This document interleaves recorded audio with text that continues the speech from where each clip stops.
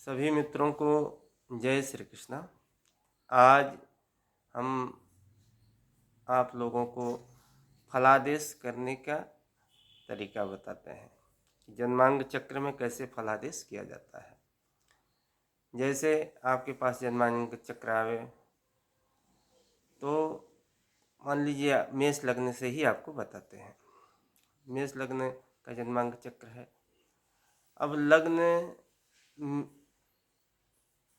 का जो स्वामी है मंगल, उसको आप देख लीजिए कि लग्नेश कहाँ है।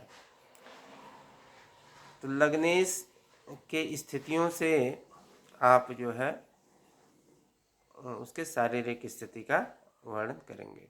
मंगल अगर अच्छी स्थिति में है, लग्न में है, त्रिकोण में है, केंद्र में स्थित है तो शारीरिक स्थिति ठीक होगी।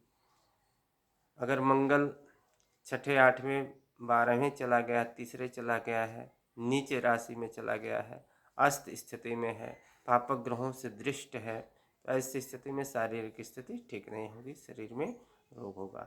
जिन ग्रहों की दृष्टि होगी, जिन ग्रहों का प्रभाव होगा, उसके अनुसार जिस राशि पे होगा, उन भावों में गया होगा, उसके अनुसार उन जगहों पे उस प्रकार का जो है उसको शरीर में दिक्कत आएगी, यह जानना है।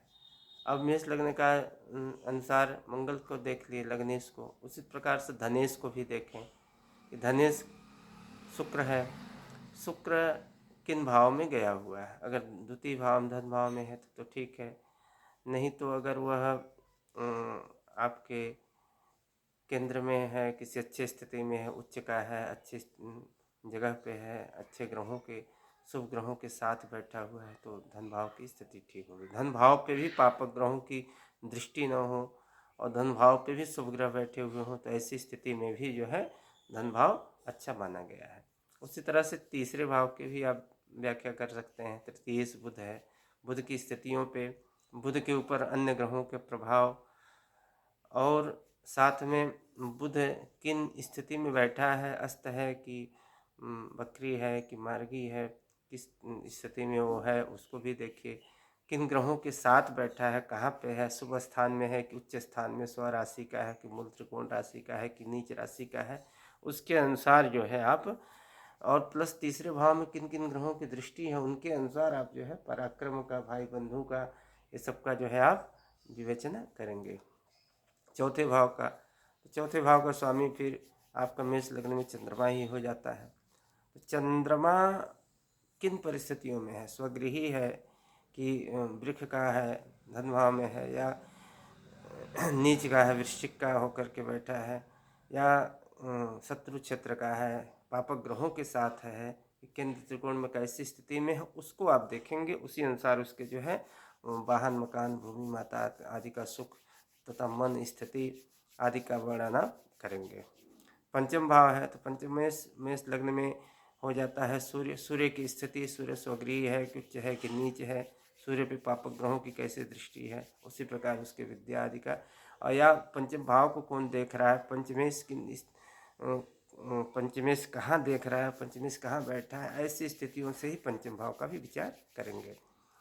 छठे भाव का है तो खष्टेश आपका बुध हो गया, बुध भी कहाँ आया था, कहाँ बैठा है, उसी अनुसार जो है आप बुध की भी विवेचना करेंगे। सप्तमेश शुक्र है। अब शुक्र की स्थिति कैसी है, शुक्र कहाँ है, चंद्रमा के साथ है, मंगल, राहु, गुरु किसके साथ बैठा है, किस परिस्थितियों में है। सप्तमेश शुक्र और सूर्य कैसी स्थिति में है, अस्त है कि उच्च है कि नीच है कि किन परिस्थितियों में है, उसका विधि व्याख्या करेंगे। शुभ के साथ है तो शुभ होगा, अच्छे ग्रहों के साथ बैठने से अच्छा होता है, और जब पापक ग्रह बैठते हैं तो पाप स्थिति आती है। तो इसलिए सप्तम भाव पत्नी स्थान माना गया है। उसी के अनुसार आप पत्नी की भी विवेचना करेंगे कि पत्नी अच्छी होगी कि पत्नी कब मिलेगी। शुक्र की स्थितियों पे ही आप सब कुछ उसका व्याख्या करेंगे।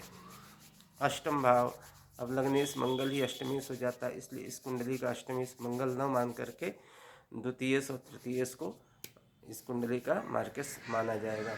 जैसे स्पेशल बुध सेकेंडरी शुक्र को इस कुंडली का मार्केश। तो अब मंगल अगर अष्टम में चला गया हो या मंगल अन्य किसके साथ है, उसकी भी स्थितियों को देख करके आप आयु संबंधित व्याख्या करेंगे। नवम भाव नवमेश इस कुंडली का बृहस्पति है और लाभेश भी जो है द्वादशेश व्ययेश जिसको कहते हैं वो भी बृहस्पति है। तो बृहस्पति भी किन स्थितियों में है, पंचम में है, लग्न में है, त्रिकोण में है, केंद्र में है, नवम में है, तो अच्छा भाग्य होगा। नहीं बृहस्पति पापक ग्रहों के साथ है या बृहस्पति पाप स्थान में चला गया तो भाग्य नहीं ठीक होगा। और भाग्य स्थान पे पापक ग्रहों की भी स्थिति न हो तो भी ठीक होगा। उसी तरह से दशमेश और एकादशेश शनि है, तो शनि की स्थितियों से आप जो है कर्म के निर्णय करेंगे। कर्म स्थान पे किन किन ग्रहों की दृष्टि जा रही है उस पर निर्णय करेंगे। मंगल आदि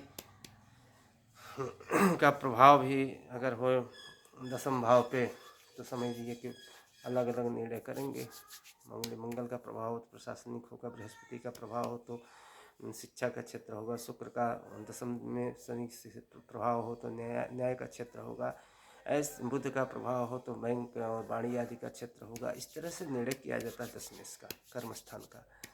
तो यही सब है, अनेक प्रकार से जो है कुंडलियों की व्याख्या की जाती है। और इसको हम क्रम में मान के चलिए कि इसको अगर अलग अलग क्रम में सब बताएंगे तो कम से कम